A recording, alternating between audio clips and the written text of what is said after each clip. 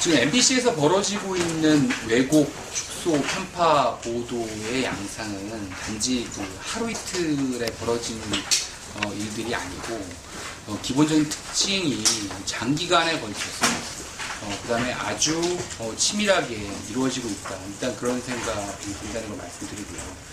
그거를 저희가 하루하루의 어떤 그 기사들을 가지고 볼 수가 없기 때문에 김장겸 국장이라는 분이 보도국장을 맡은 지 이제 한 달이 된 시점에서 어떻게 기사가 다뤄졌는지를 저희가 한번 추적을 해봤습니다.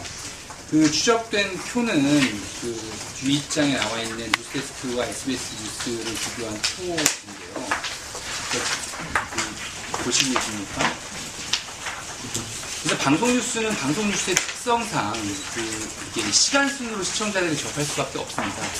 그렇기 때문에 방송 뉴스 메인 방송 뉴스의 그 중요도는 사실 아이템을 어떤 순서로 배치하느냐에 따라서 상당히 달라지고요. 그리고 또 그렇게 배치하는 아이템의 순서에 따라서 시청자들의 주목도도 굉장히 달라집니다. 그래서 보통 중요한 뉴스들은 대개 그러니까 첫머리부터 시작해서 한 10개 안에 들어가는 게 보통이고 상식적이라고 할 수가 있습니다. 그래서 저희가 그 한 달 동안에 그 톱 10 안에 들어있는 10개의 뉴스, 그러니까 300개의 뉴스죠.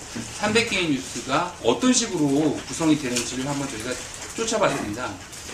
그런데 그 결과, 다시 그 전 페이지로 한번 돌아가 보십시오. 그러니까 일단 기본적으로 같은 시간대에 나가는 상대사 뉴스에 비해서 사건, 사고 뉴스가 배가 많다는 사실을 알 수가 있었습니다. 그러니까 이렇게 사건, 사고 뉴스를 많이 배치함으로써 어떤 뉴스가 안 나가게 되죠. 그런데 어떤 뉴스가 안 나갔는지를 저희가 살펴보니까, 그러니까 그 사회에 던져졌던 굉장히 큰 이슈들, 의제들, 예를 들어서 뭐 원정 출산 문제, 뭐 사모님 방지 법, 그다음에 부정 입학, 전직 대통령 재산 환수, 원전 비리 수사 등 그런 어떤 이슈들에 대해서 그 상대사보다 모두 적게 보도를 한 것으로 나타났습니다. 그리고 지금 저희 요즘 관심에 초점이 되고 있는 국정원 수사와 관련해서 똑같은 행태가 나타났는데요. 살펴보면 300개의 뉴스 중에서 MBC 뉴스데스크는 겨우 3개를 보도한 것으로 드러났습니다. 그러니까 한 달 동안 그 뉴스를 본 시청자라고 한다면 앞머리부터 첫 번째부터 시작해서 10개까지 한 달 동안에 딱 3개밖에 못 봤다는 것이죠. 여러분도 아시겠지만 이 국정원 그 수사에 대한 문제는 사실 국가의 정보기관에 관한 문제이고 또한 이제 작년 대선 동안 굉장히 뜨거운 이슈가 됐던 부분이고 그 다음에 대선이 끝나서도 그 국정원장의 선거법 위반 혐의라는 어떤 초유의 사태 그 다음에 또 국정원 직원들이 그 선거와 관련해서 동원되었다는 의혹을 받는 이런 문제로 인해서 그러니까 뭐 이른바 진보지나 보수지 모두가 엄청나게 많은 기사를 쏟아내고 또한 보수지도 굉장히 많은 팩트들을 다뤘던 그런 사건입니다. 그런데 그런 사건에 대해서 뉴스데스크를 지켜본 시청자는 10번째 꼭지까지는 한 달에 딱 3개밖에 볼 수가 없었다는 거죠. 그렇다면 전체적으로 봤을 때 어떨까 살펴보면 그 표에서 나타나는 그 상대사와의 비교는 저희가 참 언론인으로서 창피한 그런 모습인데요. 왜냐하면 일단 기사 숫자가 적고 리포트가 있다 하더라도 그것이 그 주요 뉴스, 즉 전국에 방송되는 그런 뉴스가 아니라 지역 방송, 로컬 방송에서는 전혀 볼 수 없는 그런 뉴스로 취급되었다는 것이죠. 즉 저희는 보통 한 20번째나 21번째 꼭지부터는 로컬 사인이 나가고 지역에서 이제 방송이 나가는데, 자체 방송이 나가는데, 그 시간대에 집중적으로 배치되는 그런 기현상을 볼 수가 있습니다. 또한 그 기사의 제목을 봐서도 여러분께서 이제 이렇게 비교를 해보면 아시겠지만, 기사의 제목에서도 MBC 뉴스가 이 사안에 대해서 계속 회피하고 있다. 판단을 하지 않고 회피하고 있다. 이런 인상을 지울 수가 없습니다. 다시 말해서, 공박으로 몰아버리거나 아니면 그냥 스트레이트 한 줄로 대목을 단다는 거죠. 이거는 사실 저도 방송 뉴스, 방송 기자로서 뭐 한 17년 동안 근무를 했지만은 그 제목을 뽑는 또 기사를 가지고 시청자들한테 그 소화된 것으로 보여드릴 때 기본을 갖추지 않은 그런 거라고 좀 볼 수 있다고 판단을 합니다. 이런 뉴스데스크에서의 어떤 현황 축소 보도 이런 문제는 당연히 저희 시사물에서도 나타나는데요. 그게 이제 앞으로 돌아가시면 이번에 2580에서 나타났던 현상입니다. 이 보고서를 미리 오신 분들께서는 조금 보셨겠지만 사실은 저희가 이 내용을 여러분들한테 이렇게 속사를 보여드리기가 너무 좀 창피한 부분이 있습니다. 왜냐하면 어떻게 언론사에서 이렇게 몰상식한 일이 일어날 수 있을까 여러분 상당히 좀 반문을 하실 것 같은데 어저께 저한테 찾아오셨던 어떤 분도 정말 왜 그랬는지 이해할 수가 없다. 도대체 뭐가 배경이냐 이제 그렇게 물어보셨었는데 저도 사실 좀 잘 이해가 안 가요. 그러니까 정확히 말하면 이 2580 사태는 지극히 사회적 현안을 시사매거진 2580이라고 하는 프로그램이 갖고 있는 특수성상 사회적인 현안을 다룰 수밖에 없는 것이고 그것이 시사 제작물로서 갖고 있는 하나의 역할이라고 할 수 있는데 그 부분을 보도하려고 발제를 했고 그런데 이해할 수 없는 이유로 그 보도에 대해서 그 발제를 거부했고 다시 그 내부적인 절차를 통해서 저희가 부장 설득하고 하는 과정을 통해서 제작진들이 다시 발제를 하고 그리고 이제 발제를 해서 제작을 거의 마쳤는데 보시면 아시겠지만 그 내용 가운데서 전혀 이해할 수 없는 주장을 펴면서 내용의 중요 부분들을 빼지 않으면 방송시킬 수 없다고 했다는 것. 그것이 가장 큰 문제입니다. 그 다음에 더군다나 그 담당 부장은 담당 시사제작국장 자기보다 상급자인 사람이 이 기사를 보고 중재를 하는 노력을 했음에도 불구하고 그 중재까지 무시하고 이 방송을 못 나가게 했다는 점. 이것은 저희로서는 정말 이해할 수가 없는 것이죠. 그러니까 어떻게 이게 언론사라는 회사에서 또한 위계질서를 갖고 있는 회사에서 이런 일이 이루어질 수가 있는지 의문을 갖지 않을 수가 없습니다. 그 사람 도대체 어떤 배경에서 이런 행동을 했는지를 알 수가 없는 것입니다. 그래서 그것이 이제 종합해 놓은 것이 맨 마지막에 이제 결론 부분 1, 2, 3, 4인데요. 제가 한번 좀 보면서 말씀드리겠습니다. 일단 저희가 자체 조사를 해본 결과 이 아이템의 기사 자체를 저희가 깔 수는 없지만 기사는 검찰 수사를 바탕으로 한 것이었습니다. 그런데 담당 부장은 그 선정 단계에서부터 말썽을 했고 그 다음에 그 이후의 모든 과정에서 정상적인 커뮤니케이션이라고 볼 수 없는 행동들을 했습니다. 그리고 검찰 수사 결과 발표 가운데서 가장 중요한 부분이라고 할 수 있는 원세훈 전 국정원장의 지시 부분, 그다음에 검찰의 수사 축소 내용 이 부분들을 모조리 빼라고 지시하는 정말 우리로서는 상식적으로서는 이해할 수 없는 부당한 지시를 했습니다.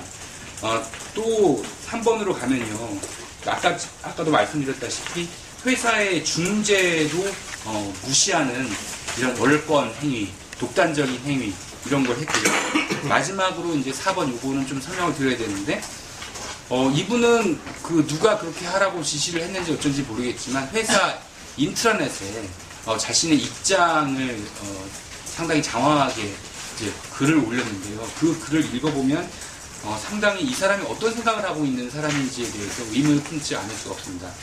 다시 말해서 이분은 그 글을 제가 인용을 하면요. 검찰의 수사 내용이 사회의 여러 곳에서 비난의 대상이 되고 있다. 특히 담당 수사검사가 운동권 출신으로서 반국가 활동을 하는 모임에 정기적으로 회비를 내고 있었다는 점에서 수사의 순수성을 의심받고 있다라고 하면서 최동호 검찰총장이 공정한 수사를 했다고 말하지만 그가 수사진을 구성할 때 수사검사의 전력을 검증하지 않은 것은 실수였다라고 주장을 했습니다. 저도 법조기자 한 2년 해봤지만 검찰이라는 조직이 검사 한 명이 수사 방향을 튼다고 해서 틀어질 조직인가 저는 반문하고 싶습니다. 검사 동일체 원칙이라는 것이 작용하는 것이고요. 검사는 혼자서 하는 것이 아니라 자기와 함께 일하는 동료 검사, 이번엔 특수부하고 공안부하고 대거 투입됐죠. 그리고 검사장, 그리고 지검장 이런 사람들의 지휘를 받고 또 이번에는 여러분 다 아시겠지만 법무부 장관과 갈등을 빚은 것으로 전해지기도 했습니다. 그런데 그런 과정을 통해서 나온 수사 결과 발표문 자체를 의심하고 그 다음에 그것이 어떤 편향됐다고 사상검증하는 것도 있었지만 한 검사에 의해서 그것이 수사 방향이 잘못 갔다라고 주장하는 것 자체가 어떻게 언론사에 있는 또 시사 프로그램을 책임지는 자로서 할 수 있는 말인가. 또 그 백보양보에서 그런 사람들이 실제로 그런 사고를 갖고 있다고 해도 그 사람이 어떻게 그 글을 공개적인 회사 인트라넷 망에다가 쓸 수가 있는가 하는 점에서 저희는 정말로 경악을 금할 수 없다 이렇게 말씀드리고 싶습니다. 그래서 전체적으로 얘기를 할 때 그 MBC의 사례는 지금 현재 저희가 이제 공동 기자회견문에서도 말씀드리겠지만 지금 2013년에 그 공영방송사라고 하는 곳의 현실이 과연 어떠한가. 그러니까 저희가 상식, 그러니까 가장 최소한의 상식, 언론인으로서의 어떤 기본 자세라는 면에서 지켜볼 때, 그러니까 정파적인 문제를 다 떠난 문제입니다. 어떻게 이런 일들이 2013년에 그 우리 사회에서 일어날 수가 있는가. 이것은 결국은 얼마 전에 이제 인권보고관이 문제를 삼기도 했고 또 국제기자연맹이 지적하기도 했지만 그러니까 추락한 언론 자유, 위축된 언론 자유. 정말 그 언론이 언론의 역할을 제대로 하지 못하고 있는 지금 현실을 극단적으로 잘 증명해 주고 있는 모습이 아닌가 저는 이렇게 생각합니다. 이것으로 제 설명을 마치겠습니다. 네. 일단 이번 사건과 관련해서 저희가 이제 김종국 사장이 그 보도국장을 김장겸 전 정치부장 보도국장을 앉혔죠. 네, 그 일과 관련해서 저희가 이미 김종국 사장에 대해서 그 문제를 제기하는 성명서를 낸 바 있고요.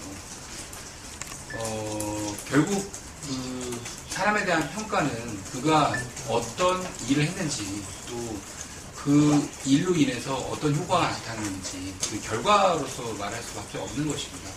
그런 차원에서 현재 그 2580 시사매거진 2580이 불방되는 이 초유의 사태가 벌어졌다면 그 사장이 아무리 자기가 다른 변명을 한다 할지라도 이 중대한 사건에 대해서 책임이 있음을 피해갈 수 없을 거라고 생각합니다. 물론 이 보고서를 보시면 아시겠지만 그 2580 불방 과정에서는 심원택 그 시사제작 2부장의 어떤 개인 캐릭터가 상당히 빛을 발휘했다고 좀 보여지는데요.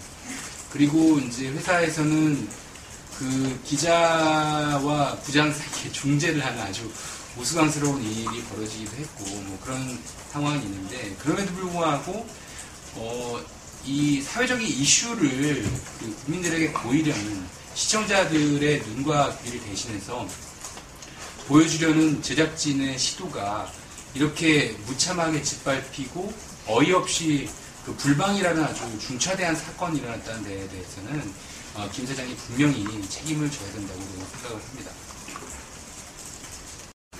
예를 들어서 이런 말씀 되게 드리기 조심스러운데 왜냐하면 이제 이게 뭐 직업에 대한 차별이나 비정규직에 대한 차별 뭐 이렇게 들릴까봐 근데 그런 건 전혀 아니고요. 그 저희가 파업 기간에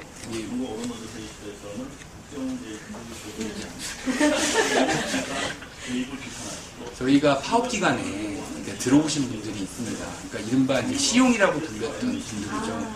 그런데 저희 지금 이게 되게 재밌는 얘기인데 저희 보도국 상황을 보면 그분들이 뭐 다른 부서에도 있지만 정치부의 경우 상당수가 시용으로 채워져 있습니다. 그 다음에 또 굉장히 중요한 기사를 다루는 검찰팀도 거의 시용으로 채워져 있습니다. 그러니까 그런 상황에서 그러니까 그런 문제가 참으로 하기가 힘든 거죠. 예를 들어서 제가 방금 말씀드렸던 그 문화일보 받아서 썼다는 그 기자 있지 않습니까? 그분도 시용이세요. 그래서 이런 부분에 대해서 기자가 왜 정하지 않느냐, 기자 너는 뭐 하느냐 라고 얘기하기가 참 힘든 부분이 있습니다. 그런 부분이 있다는 점을 좀 감안해 주셨으면 합니다.